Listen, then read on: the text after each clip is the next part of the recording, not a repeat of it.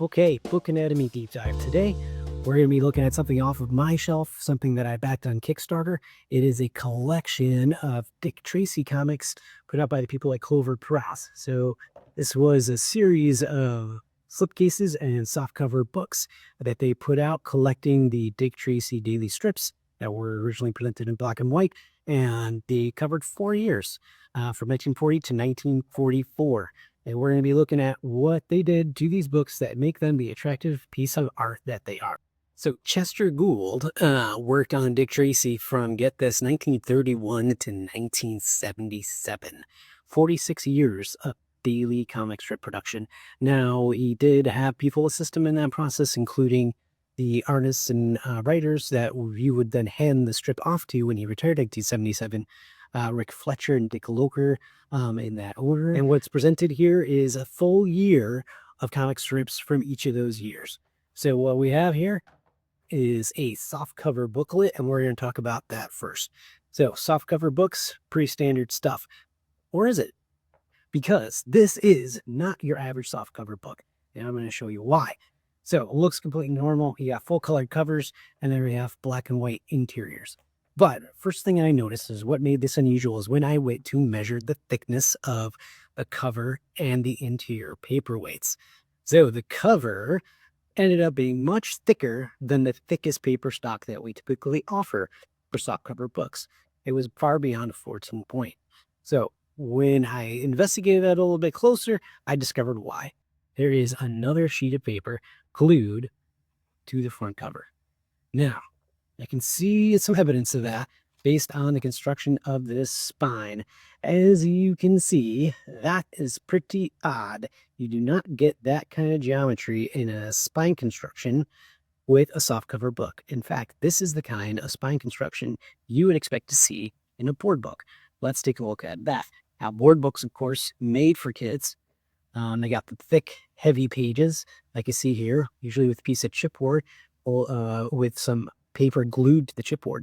And as you can see, when it opens up completely flat. Makes it for easy reading. But then you have to treat that spine differently in order to get that effect. And that is exactly the kind of look that we're getting on this softcover book. So why did they make a softcover book that has this kind of construction? Well, one answer would be that, yes, you can then lay this book much flatter, which is especially nice when you have a project that has big, long pages like this. You could put this down on the table, open it up, and not have it close up on you like you would get from traditional softcover books, where if you try to put it down, it just closes up flat on you. So it makes for some nice, easy reading. But in addition to that, you also get this kind of premium feel for the book opening up nice and flat and staying nice and flat. You're not losing any information inside of the gutter. And this book has some nice healthy margins, so we don't have to worry about that, but still you get that added benefit. So we do have our black and white interiors, but let's take a look at these inside covers. So the inside cover, as I said earlier, is glued to the front cover. Now, why did they do that? Well, what they have done here, in effect, is created end sheets. Now, end sheets are typically what you would see for a case-bound book. So now we have a book that looks a little bit like a board book and looks a little bit like a case-bound book, but is in fact a softcover book. For a case-bound book with end sheets, what you would have typically is, this is what the inside covers of a case-bound book would look like. Okay, so this is off of one of our proofs. And so you have the gray board right here for the front, back cover, and then the spine. And then you have the printed cover wrapped around and glued down to the inside. And then you would get a book block, which looks a lot like this, with a bunch of sewn signatures. And then that would get attached to the spine. And then that back page here, this would be your end sheet. That would get glued down, covering up the fold-over area. And then that glue application would be what held this whole thing together. So that is what we're seeing here on the Dick Tracy collection.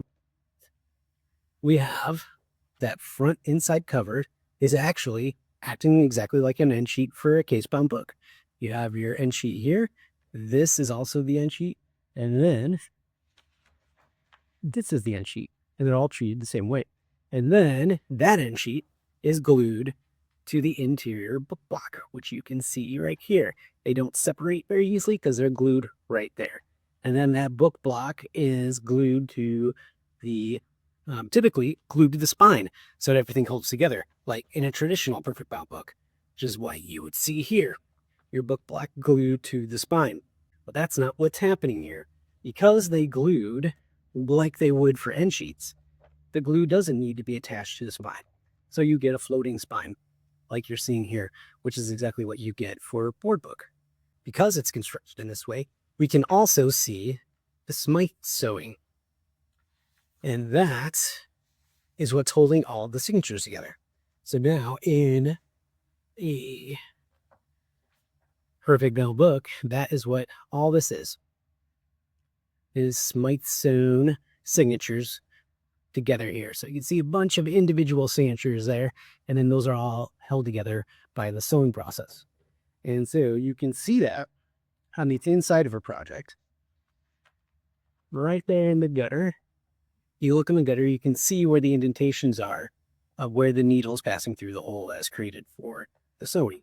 So that is great for durability, hold up much better than just a glue-bound perfect binding, and also allows your book to open flatter and make for a better reading experience. So in addition to the softcover book, we also have the slipcase. So the slipcase usually made of a rigid, hard cardboard type material, and then that is wrapped in the paper that is printed, and then usually wrapped around the edges here. But what makes this one unique is we're dealing with a couple of die cuts. Namely, the obvious one right on the top here that is creating this file folder look, which is a nice technique, and then a big die cut directly in the center, which allows you to see through the slipcase to the interior book cover image. Slide that in, and you can see the inside of the cover. So now another couple nice things that they did on this production is you can see here on the edge, we'd have a nice edge here that would typically be a raw cardboard edge. And actually you can see it a little bit right here for where they missed it. But what they did is they painted the edges black, which has got a nice finished edge to it. Which I think they did because as you can wrapping around here, they did wrap around the paper on the top here. So you can see right there where the paper wraps around and ends on the inside. But in order to go around a rounded corner on the top and this rounded corner down here, they would have to make multiple cuts and wrap things around here for a very complicated edge. Instead of that, they just stopped the wraparound right here, glued it in, and then left that edge raw. And so in order to not look like a raw edge, they painted it black, which is an especially nice feature. And then they also painted, or they printed the inside of the slipcase cover, which is also not something you would need to do, but because you're seeing it after that soft cover is pulled out, they add that nice feature, which is again looking like Dick Tracy's television watch here, which is a nice added feature as well. Together, combined, we're getting a really nice premium feel for a collection like this. And, you know, given the historical context of the work and how important Dick Tracy was for strip industry at the time, a really wonderful premium treatment here by the people like Clover Press. Hope you learned something from this video, and thanks so much for coming by. See you next time.